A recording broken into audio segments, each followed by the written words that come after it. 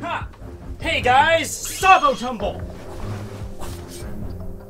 So, good news to everybody involved. I'm Sabo, of course, very clearly. You all know this. I actually went out and got my scar removed with plastic surgery, so we don't have to worry about that anymore. I decided to dye, straighten, and cut my hair into a little bit more of a cringy 16-year-old kid persuasion. I'm here today no longer as a member of the Revolutionary Army. They changed their health package around. It really wasn't for me anymore. I'm here to do YouTube videos. Yeah! Okay, but no, seriously, guys. Seriously now. It's me. It's me. I don't want you to think that Sabo made the jump into our three-dimensional world and then decided to become a YouTuber. Well, I think he could become fairly popular in that profession, though. I think Sabo could get at least a few million subscribers. What would he talk about is the fun thing. Hockey tutorials. He seems like a tutorial kind of guy. He's like, hey guys, today we're going to show you how to do the tutorial for the Dragon Claw. So, step one, what you got to do is you got to do the live long and prosper thing, like on Star Trek, and then extend your thumb, and then you just kind of, there you go, Dragon Claw!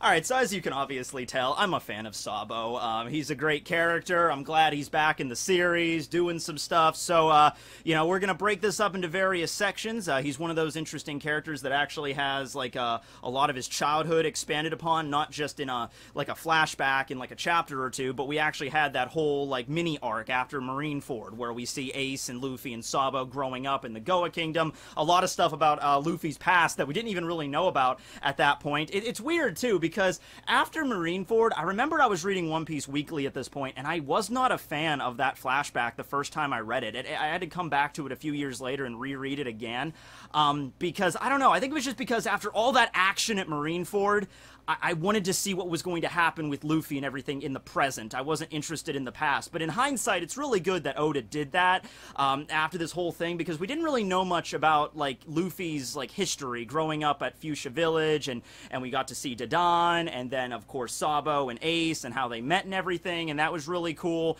and it really kind of, like, gave them, like, we all knew Ace and Luffy, you know, wanted to become pirates. We knew Luffy wanted to become a pirate because of Shank's influence, but it was, like, really the death of Sabo, the, you know, apparent death of Sabo when they were kids, that kind of, like, pushed them even further down that road. So, well, let's start off with that. Okay, so Sabo is the son of Outlook III, who was a nobleman in the Goa Kingdom. For a while there, I erroneously assumed that he was actually the king of the kingdom. So remember the whole thing, like, when Stelly became the new king, I just assumed, oh, that must have been Sabo's dad, must have been the previous king. No, it was, in fact, Stelly's wife is the princess of the kingdom, so it would have been her parents that would have been royalty. Outlook III and Sabo and Stelly, they were just high-ranking nobles in the Goa Kingdom at the time. And so, Sabo was being raised in this kind of posh lifestyle. You know how nobles are in the One Piece world at this point. They're not all as bad as the Celestial Dragons, because the Celestial Dragons, what Oda's doing with them is, like, let's take this abject luxury and power and just pompous attitude, and let's dial that shit up to, like, 42, and let's, like, sit there and just, like, watch them sit there drinking their giant, you know, ridiculously large glasses of wine, looking like some sort of weird mutant rat monster from the sewers of New Jersey, and like, ah, yes, my son, welcome to the world that we own, because we are the world nobles, you know. So not all nobles are like that, but they're all very pompous, especially in the Goa Kingdom, where you had the main city, and then you had, like, the outlier town where it's like, oh, those are where, like, the commoners live. But take it one step further than that, there was literally a giant garbage dump called Gray Terminal outside of the city boundaries that they would literally just shove all their garbage and all the unwanted people out of the city. This is, like, taking on, like, a literal interpretation of, like, the upper class oppressing the commoners, where they're literally forcing them to live in a garbage heap. Alright, well, at the time, Sabo actually preferred that, because, hell, you know, living in a garbage heap, it might not be really glamorous, but at least you have freedom. I mean, yeah, you might run the risk of getting, you know, tetanus on a daily basis, but, you know, at least in that situation, you don't have to worry about your dad breathing down on you to become a monster like he is. You know, growing up and just learning how to oppress the masses. At least in Gray Terminal, you can live free for the most part.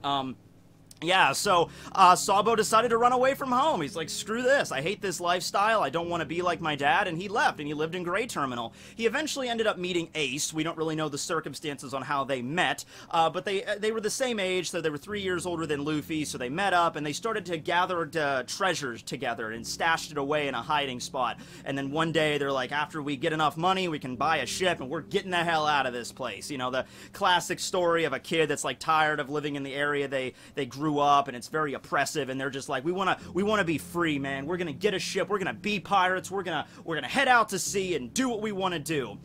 Eventually Luffy joined the group with a little bit of difficulty there, because you know how older kids are, you don't want the little kids to play with them. I encountered that a lot growing up, but eventually they warmed up to Luffy as well, and the three became brothers. They stole a sake bottle from Dadan, and they had the sake cup exchange, and they drank, and all three of them became brothers, and that was a very neat moment. One of also the examples of Oda's like skills in terms of like foreshadowing stuff, when Ace was like right about to die at Marineford, and he was talking about like, I'm sorry for everything that happened, Luffy, you know, tell Dadan I'm gonna miss her and all that stuff, and we see this one little scene, and just off to the right of this panel, you could barely see it, but it's clearly a third sake cup, and I think actually I read that Oda wanted to, because it is kind of weird that during like Ace's last moments he doesn't mention Sabo to Luffy. He mentions Dadan, and I think he mentions Garp maybe, but he doesn't say like, Luffy, I know it's gonna be like Sabo, but you gotta be strong, I'm gonna be with Sabo now, it's gonna be okay. I think Oda didn't want to throw it in at that point, just directly Ace saying it, because that might have confused the audience, because there was like a lot of stuff going on there, especially at the end of Marineford, but he did throw in that one little fragment of like foreshadowing, and people pick up on that stuff all the time. Those people will take One Piece chapters and they'll analyze like every single panel to write down like, there's some extra pixels there, that must be leading to something, and sure enough it is. It didn't take very much longer after that for us to get the flashback. It was right after Marineford, but it was cool that like, oh wait, what's going on here with that third sake cup, and then we find all about the brother that we never knew up till that point. Luffy is really not the kind of guy that shares a lot of his past with his crew. Did you ever notice that? Now, to be fair, it's not like the crew is going to be really prodding to Luffy. Like, hey, Luffy, what was it like growing up for you? Was Ace your only brother? Like, I don't think they would have done that, but, you know, we never knew about Sabo up to that point. So anyway, the three of them just basically chill out in the Gray Terminal and at Dadan's place. They go back to Forth. They have they have kind of a happy childhood. I mean, yeah, it's not the greatest, because like I said, it's like Sabo lives in a garbage heap, and Luffy and Ace are essentially living with mountain bandits, lovable mountain bandits, but still mountain bandits.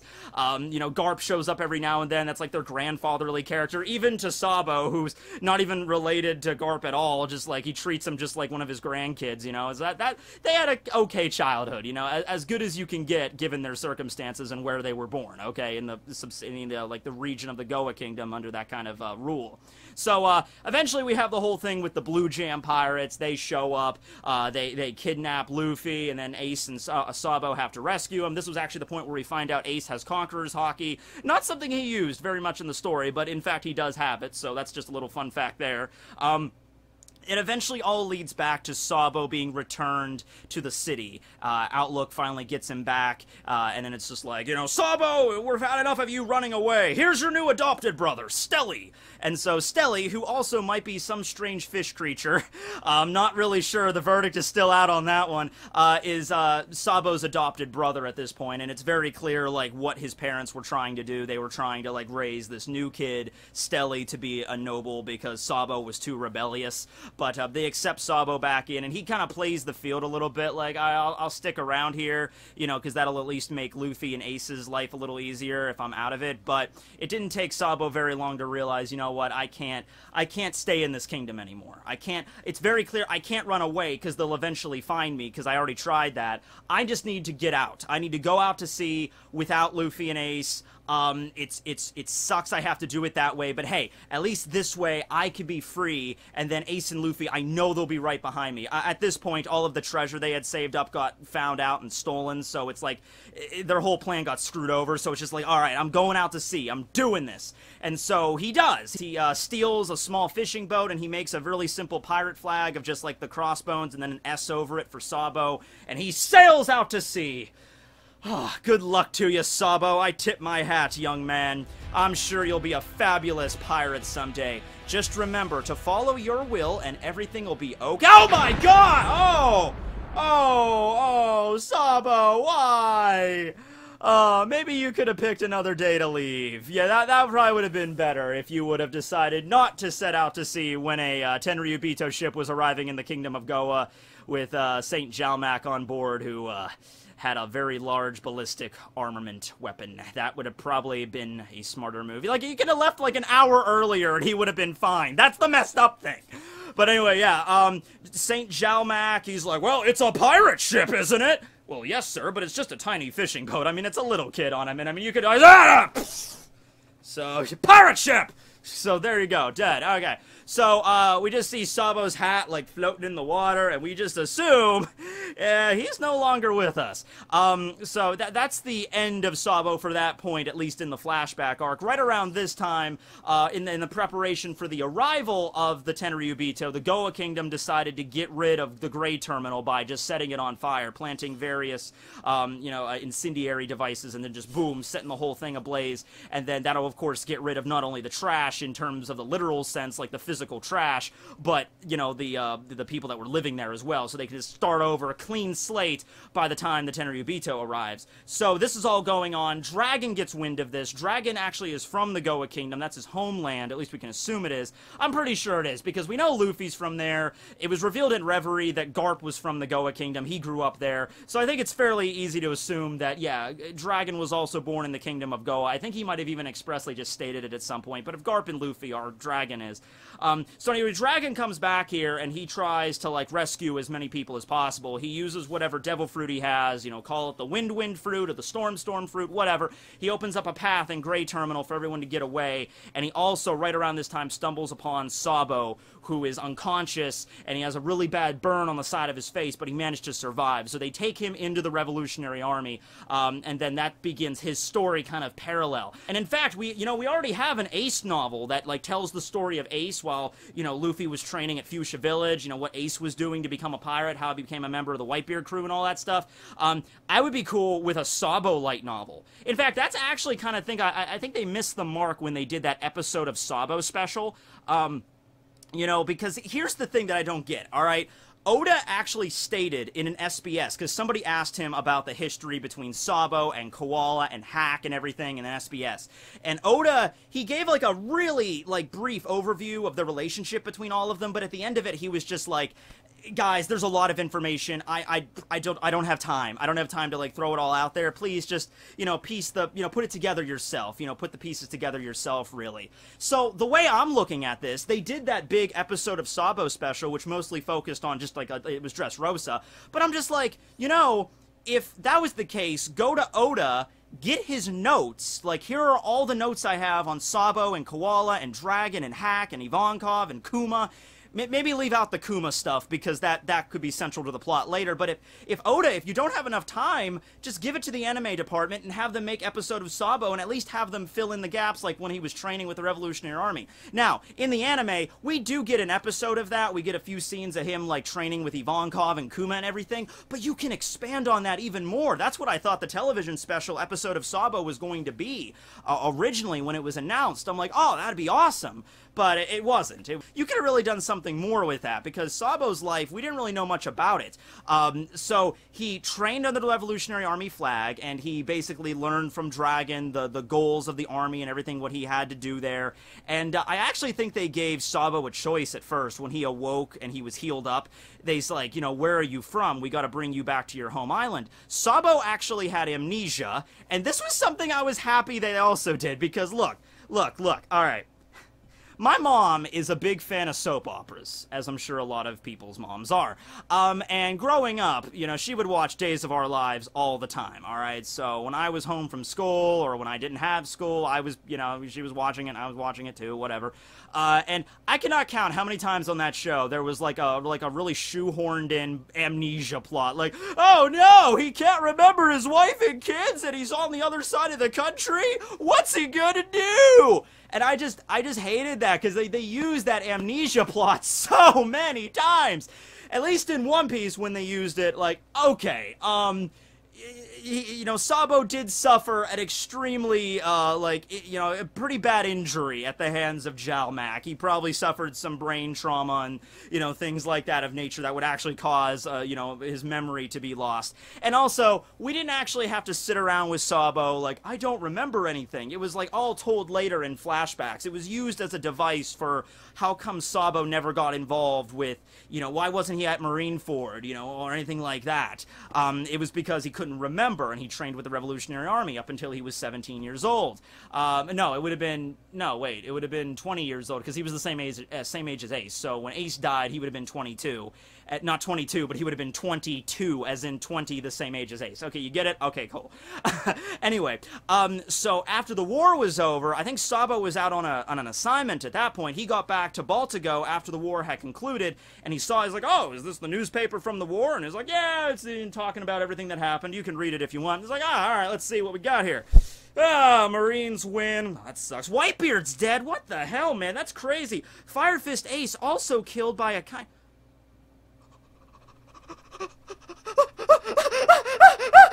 You know, and then he passes out for like 3 days, and everyone's like by his bedside, like, what just happened? And he's like, I remember.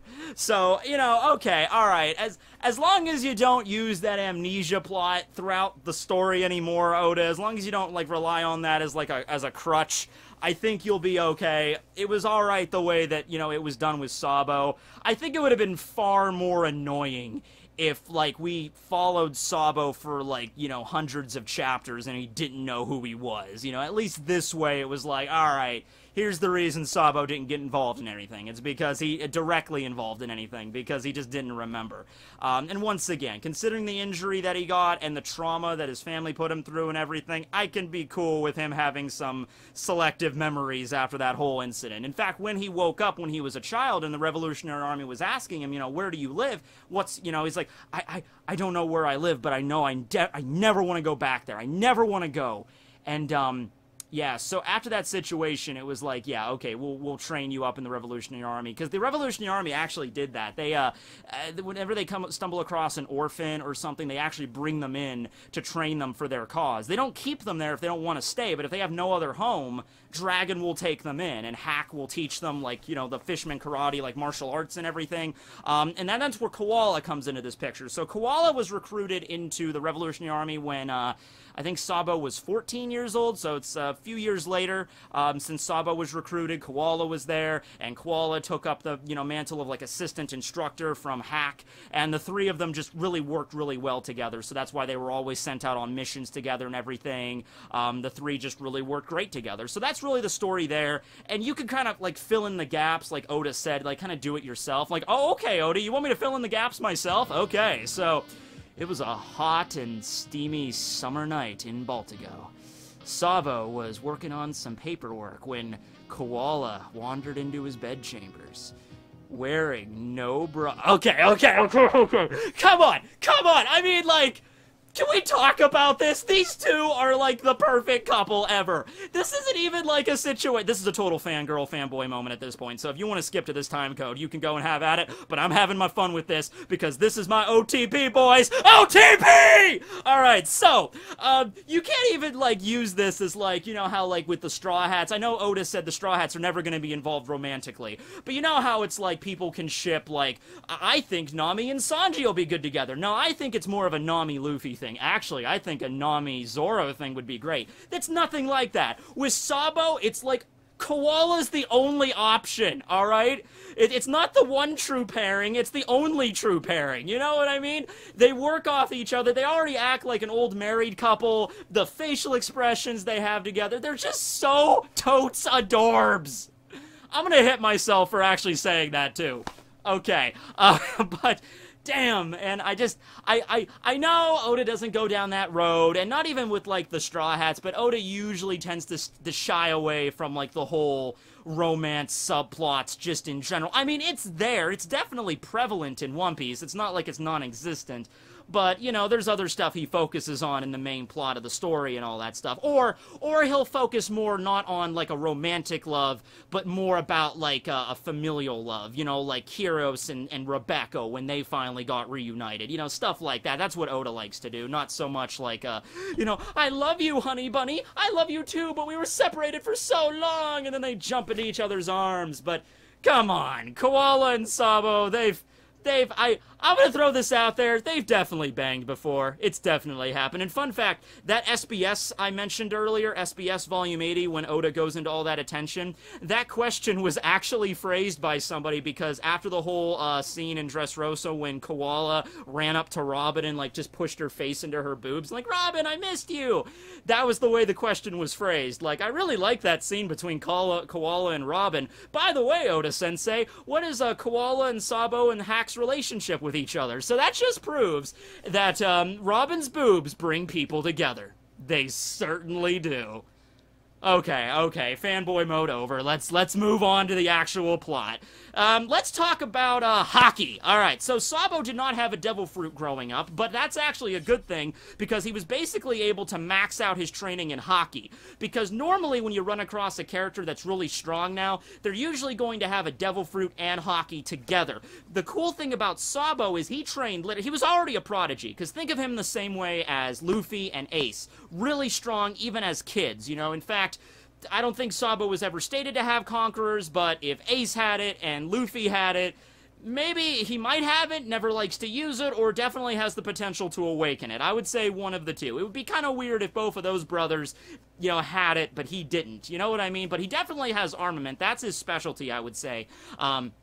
And so when we saw him in Dressrosa, that's how he primarily fought, particularly using a special kind of, like, that's how you know he's, like, really good at using hockey, whereas, like, most people, like Luffy, they'll just, like, you know, I'm gonna throw a straight punch and just hockey up my fist, or Burgess was like, I'm just gonna do an elbow, like, Hado elbow, sweet name for a technique, by the way, but just, I'm gonna do an elbow thrust and just hockey up my elbow. You could see that Sabo at least has a little bit more training with this, because he actually does, like, you know, like, a cool, like, martial art, like, hand, you know, puncture stance or something. You know what? I'm not a martial art guy. Puncture stance, that's probably not a thing. But you know what I mean? Like, he does an actual movement. Like, this is something he trained in for years, like, his entire teenage years. He was like, Dragon Claw! Bam! And that thing is strong enough to not only bypass Burgess's hockey, but also the armor that he was wearing that was hockeyed up. And every time he's used that Dragon Claw, he has another variation of it where he, like, stabbed the ground with it, and he's like, Dragon Claw, breathe! And then just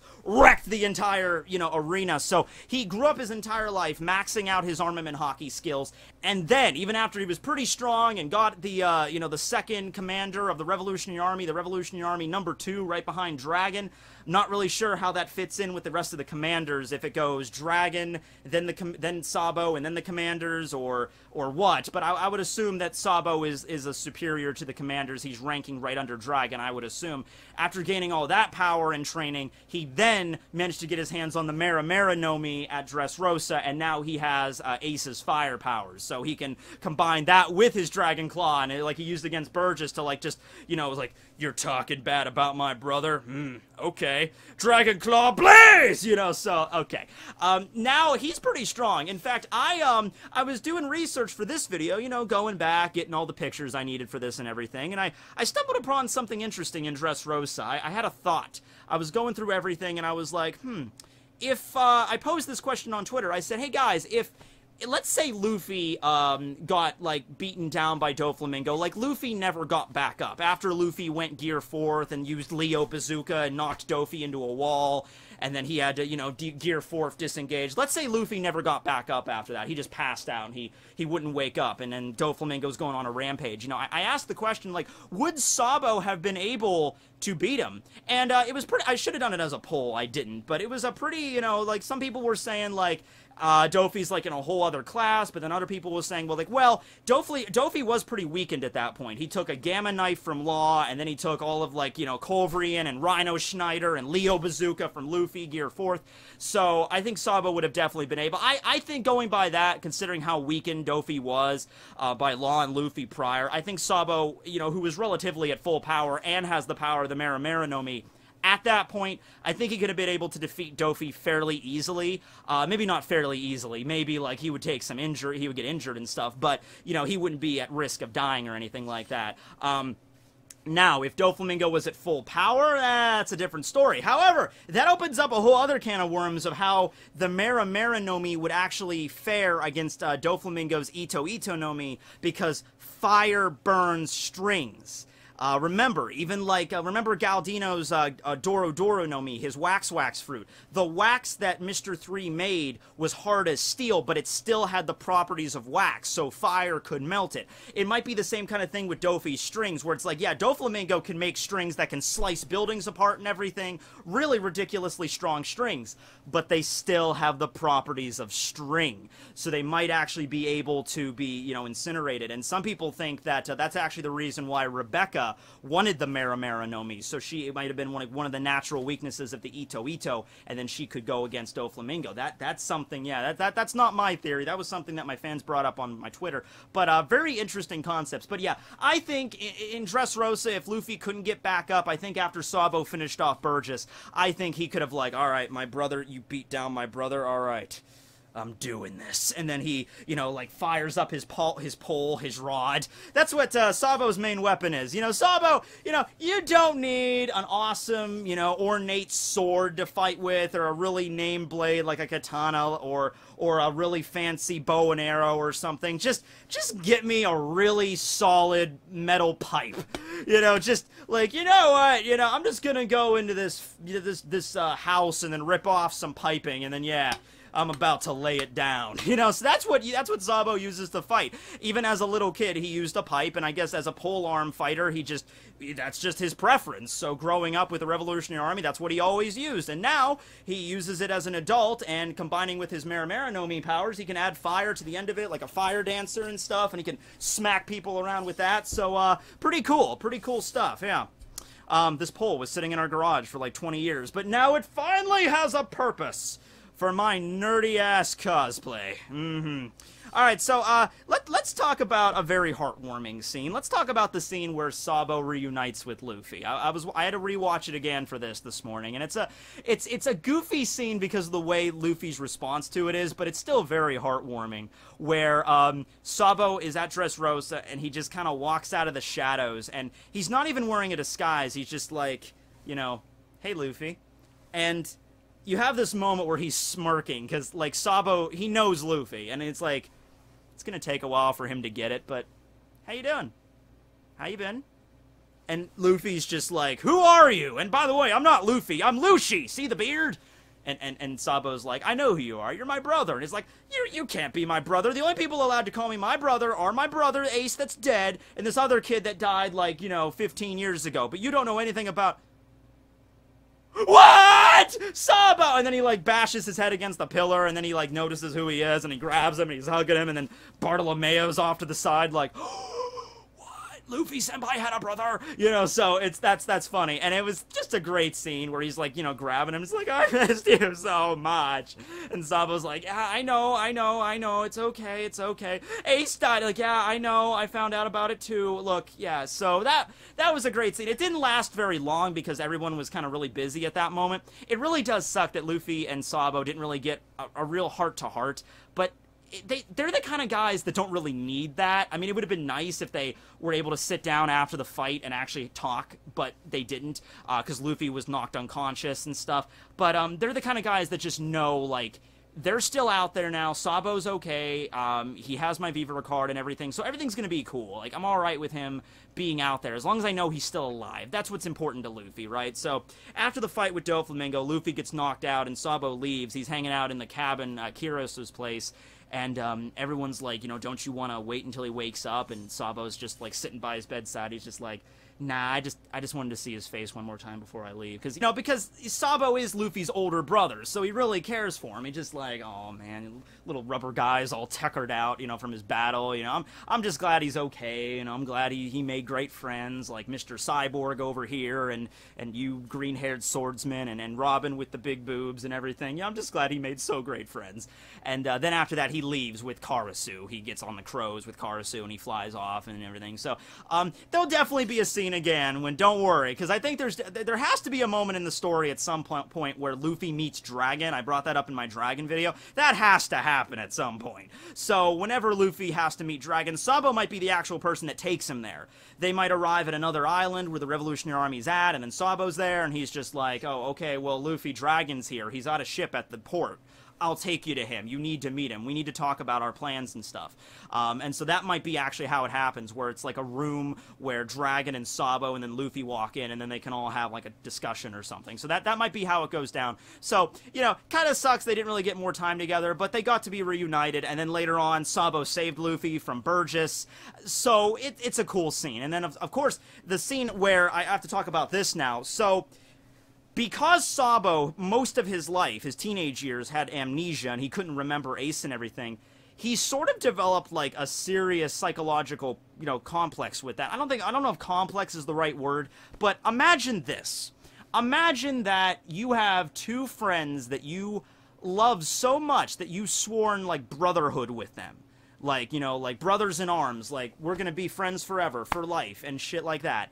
And then you get amnesia, you don't remember them anymore, and then you don't remember until one of them is already dead, and all these memories flood back and everything, like, I wasn't there for them, I could have been there for them, I could have been there and saved them, like Oda for the 20th anniversary, he drew that through that hypothetical scene where Sabo saves Luffy and Ace at Marineford. That was pretty cool, but can you imagine that? You probably can't, because this is a very specific hypothetical, but you know what I mean, like I could have been there. There was nothing preventing me, except I couldn't remember. And now I remember, but it's too late. Like, that seriously messed Sabo up. And when he was fighting Burgess, and Burgess was yapping on about how, you couldn't even save your brother, ha ha ha. That really, like, that is the button you do not want to press on Sabo's keyboard, Just like, it's like, that's when he will straight up just, like, I'm not even gonna be, because he's usually a pretty lighthearted guy, when he's around Koala and everything and talking to the army, and he's just being pretty chill. Even when he's invading the freaking, Holy Land Marijois to declare war on the freaking Celestial Dragons, he's just like, don't worry, King Stelly, everything will be fine. He's usually pretty chill, like, yeah, well, we took out a tyrant to Dressrosa. Anyway, how you guys been, Karasu? What's up? You guys can become crows, right? That's pretty neat. So, but when you bring that up with Ace, like, you weren't there for your brothers when they needed you most, that's when he just cuts the attitude and just, like, sets you on fire. So, yeah, he definitely has another side to him. He's way stronger than he lets on, especially by appearances, but that could be said the same for Luffy, really. You look at Luffy, you don't really think he's that much of a badass, but he is. Ace, you do. Yeah, I think if you saw Ace walking around, you'd think he was an immediate badass, but yeah. Alright, so let's talk about Reverie, since I brought that up. Okay, so right now, they decided to declare war, not on the world government specifically, but on the Tenryubito. Okay, because they want to get rid of them and kind of change the way that the government works. So to do that, they have to invade Marijois, and they do that by just disguising themselves as, like, knights. Morlaix, who had the power of that clay devil fruit, he, like, hid in the mountain and stuff, and so they infiltrated Reverie at Marijois, and, we don't actually know what they're gonna do yet, and I have a sneaking suspicion we're not gonna see them for a while, because we just saw them at Reverie and now we're in Wano. So I don't know what Oda's gonna do, because Wano I figure is gonna be a pretty hefty arc, gonna have a lot of girth, you know what I mean? So, if it's a really long arc, like longer than Dressrosa, or even like the same length as Dressrosa, we might not see Sabo again for like a good 100 chapters or more. But let's say Oda, like, I hope he does, like, an intermission thing, like, halfway through Wano, when the action's getting really heavy, we then cut over to Reverie again, because the kind of, like, keep-ups were there, and then, like, a few chapters at Reverie, and then we cut back to Wano, like, a little mini, like, break between it. I would like to see that, but if not, we're not going to see Sabo for a while. So we don't know how they're going to declare war against the nobles. We don't know how that's going to go down, if they're going to kidnap one, or if they're going to launch an attack against their, like, the city they live in, because that's where they're hanging out right now, in that little underground area. They also want to get back Kuma, because Kuma was a member of the Revolutionary Army. I mentioned that in like my Kuma video, and the video I did again for Bonnie and Kuma, so go look at that for more information about Kuma there that we know of. But yeah, they're there right now, and we're probably gonna, you know, pick back up on it. It's just that it might be a very long time until we see that. But it just like lends it to believe, like Sabo's like, oh, all right, I'm pretty chill with this. We're just invading the Holy Land. If we get found out, we're not gonna make it out alive. But you know, we're the commanders, so we could do this. It's Morley, and it's Lindbergh, and it's Sabo and Karasu. So they have the power to do it. I just don't know what they're gonna do. So a few more things involving Sabo's character. In Film Gold, they just kind of had him there as a cameo, and he fought against Lucci. You know, it really, I mean, that just seemed like a treat to me. Like, it really didn't have any bearing on the plot. It's not like Sabo really did anything of substantial value in Film Gold. It really just seemed like they were just doing some fan service with him, but I'm fine with that. They're just like, hey, let's throw Sabo into the movie. What's Sabo going to do? I don't know, have him fight against, who's the leopard guy? Rob Lucci? Yeah, have him fight against him. So, they don't really have a serious fight. We don't get to see most of it, but it's Sabo versus Rob Lucci. That was a cool battle. Who would win? I'm pretty sure Sabo would win that fight. They had like a brief clash with Hockey. It was actually kind of a funny scene where he was up there talking about the ideals of the Revolutionary Army. He's just like, we're for freedom, no matter what that freedom may be. And Rob Lucci's just like, okay, I think I'm done talking to you now. And they just start fighting. It's like, you're talking about freedom and all your, you know, you're talking crazy talk, top hat man. I'm doing it. So yeah. Also, he's one of the few people that can really rock a cravat. How many people do you know can rock the cravat? I think one of them played Doctor Who, and it's Sabo, and that's pretty much it. You know what I mean? Also, in the English dub, he's voiced by Vic Mignogna, and I actually got a chance to meet him at Tekko. I was going to ask him some One Piece related questions, but unfortunately he didn't call on me. But I did wear this, so it was neat. It was in a room with Vic Mignogna wearing a Sabo cosplay. That's cool, yeah. But yeah, I just like the character, as you could probably tell. I mean, look, I mean, and oh, by the way, yeah, Sabo has interesting fashion sense. He wears a belt on the outside of his shirt, but that's one of the least weird things when it comes to an anime character, right? Okay, so I think I really touched upon everything major with Sabo. There was one more thing I was gonna bring up, and that was the way that Oda foreshadowed Sabo being alive. Okay, so we actually got a few hints of this. The first one was this. Right before the time skip, we got a cover page of like a what-if scenario if Sabo was never apparently taken out by Jalmac. This is basically what it would have been like if Luffy, Ace, and Sabo just grew up together at Goa and they decided to go out to sea on their own respective, you know, ways. So you see Ace and Sabo there. Sabo is grown up, and he still uses his pipe to attack. And then Ace has the tattoo that actually is missing the S with the cross through it, because we originally, I guess, thought that that was like the tattoo artist messed up, like A-S. Oh, that's not how you spell Ace. But it was, in fact, an homage to Sabo. So that really made me think, like, man, Oda was planning this for a while, because when did we get introduced to Ace? Like, Alabasta arc, like 2002, 2003, like Oda already knew, like, oh yeah, there's gonna be a third brother named Sabo. Like, that's awesome. So anyway, in this what-if scenario, though, in this way, Ace, of course, just has a regular tattoo, because there's no reason to pay homage to Sabo, because he was still alive in this version. Well, he was always still alive, but they were aware of him being still alive. So, I don't know if you want to call that a foreshadowing event, but it's Sabo as an adult. Although his face is kind of obscured by the brim of his hat. But he looks pretty much the same way he does now. And then later on, during the end of the cover series, you know, from the Decks of the World, you know, and everything, the last page of that, the last entry to Decks of the World, was in fact the scene of Ace and Whitebeard's graves. And on Ace's grave, there's 3 sake cups. So, I mean, at the time, maybe you didn't really pay attention to it, like, you didn't really question, like, who was the person that actually put those sake cups there? And it was, in fact, Sabo. This scene was expanded upon a little bit more in the 3D2Y special at the ending credits. I think that was the first time, actually, we got to see Sabo in the anime, at the end of 3D2Y, when that awesome sound, I actually got that song because it was so good, like, to the next stage, you know, I love that song. So that was cool there, and then, of course, Film Gold, and then the Dressrosa arc, we got to meet him, you know, actually you know, in the context of the story, that's when he gets introduced there. So that was pretty cool that Oda hinted that. He does have a bounty. His bounty is, in fact, 602 million berries, which is kind of low, I think, in some people's eyes. I expected it to be at least 800 or 900, but considering, because you figure, like, Revolutionary Army, man, like, these are the people that are actively going against the world government, and maybe after the events of Reverie and Marineford, maybe Oda was leaving, not Marineford, but Marijois, maybe Oda was, like, leaving it for room to spike, because after they actually declare war against them, because maybe right now, the Revolutionary Army, it's like a thorn in the side of the government, because they're taking out various islands and stuff and bringing them over to their side and like recruiting and everything, and they have a direct goal, but they never really did anything that really like hurt them, like gave them a black eye. But after the events of Reverie, that's definitely going to happen after they declare war against the Tenryubito. The Tenryubito, whatever Sabo and Karasu and Limburg and Morley they're gonna do, it's gonna be big, and it's gonna piss off the Tenryubito, and they are gonna be like, Revolutionary Army, like, they were already a threat, but they're #1 priority now. That might spike their bounties. Like, Sabo's bounty might go up over 1 billion or 2 after that. Because I like to think that Dragon's bounty is, he's the most wanted man in the world, and Sabo's is #2, so yeah, right.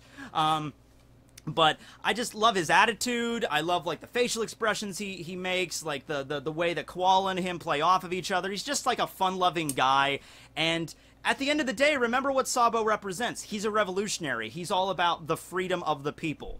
You know, whereas Luffy is more like, I don't want to say Luffy's selfish, because he's not. He wants to just be free. He wants to live his life the way he wants to live it. That's why he's vying for the title of Pirate King. I'm just saying that Sabo's goal, that's a little bit more noble than Luffy's. Whereas Luffy wants to become the Pirate King and live, you know, freedom his entire life. Luffy doesn't want to be seen as a hero. He's even come out and said, Sabo's goal kind of is like that. Sabo's goal is to become a person that liberates the world, and they can live their lives, and everybody can live their lives in freedom. That's what he's actually vying for, okay? And that's what he represents. And so, maybe Sabo probably also doesn't want to be seen as a hero. He doesn't want praise or anything, but it's just like, he's trying to make it a better world for the entire planet. Everybody, every citizen. You know, whereas Luffy's goal is just a little bit more focused on his own life, but that doesn't make it wrong. It's just Sabo has greater ideals and all that stuff. So, yeah. But, I can't wait to see him again, even though it's probably going to be a while. I don't think they're going to show up in Wano or anything like that, because Reverie's going on and everything. So, I have no hopes of that happening, but, hey, it would be cool. It would be neat, you know? Oh my god, you mean all of the Supernovas are here to fight Kaido, and Dragon, and Sabo, and Koala, and Hack, and what? You mean to tell me you brought Crocodile and Mr. 1 too? What? And all of the Revolutionary Army, and Ivankov? Whoa, and Kuma came over to their side? Wow! And Katakuri decided to leave the Big Mom Pirates? Now we could definitely take on Kaido. I joke, but I think you would need bare minimum that to make it work, you know? Okay, well, I've gone on long enough. Thank you guys for watching. The next video that we do on the Revolutionary Army, that'll, of course, be about Koala, so I'll try not to fanboy too much the entire way, but I probably will. Alright. Anyway, thanks for watching, everybody. Sabo tumble away!